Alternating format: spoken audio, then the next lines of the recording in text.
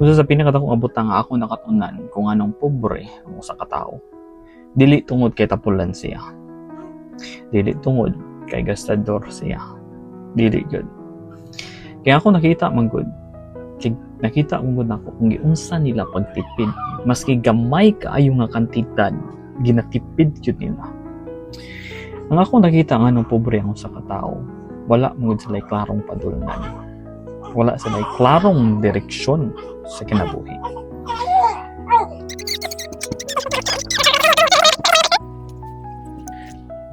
So tungod kay wala sila klarong direksyon, mahitabuan na nagpatuyok-tuyok ra sila sulod sa ilang gitawag nga spiral of death.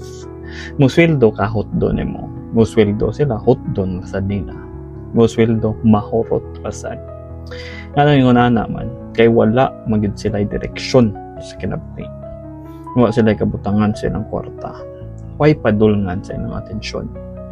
Wala sila makita nga bisan unsa nga naa sa tumoy sa ilang padulngan. Unya karon mo tanan mo unsa man di ay ang ilang gitan-aw nga naa sa tumoy.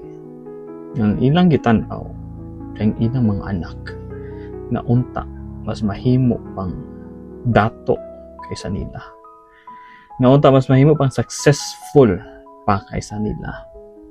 Tanan na lang nilang gibuhat para na sa anak. Tungod sa paglaom ng ilang mga anak, mahimong savior ang luwas nila sa kalisod. Kaya lagi wala sila makita ang kahayag sa tumoy sa ilang padulngan. Naa sa kangit-ngit ang kataghanan sa mga kabos. Wala sila kay bao sa mga So naa sa kangit-ngit ang kataghanan sa mga kabos. Wala sila kay baho sa mga posibilidad nga naa o pwede mahitabo sa ilang kinabuhi kung sila mismo ang maningkamot. Tungod kay nagpabilin ra sila sa usa ka lugar, unya tanang naa sa ilang palibot mga walay pangandoy. Tanang tawo nga naa sa ilang palibot mga way direksyon. Una kung wa kay direksyon, unya ayaw na lang pagdahom nga mausab imong kinabuhi.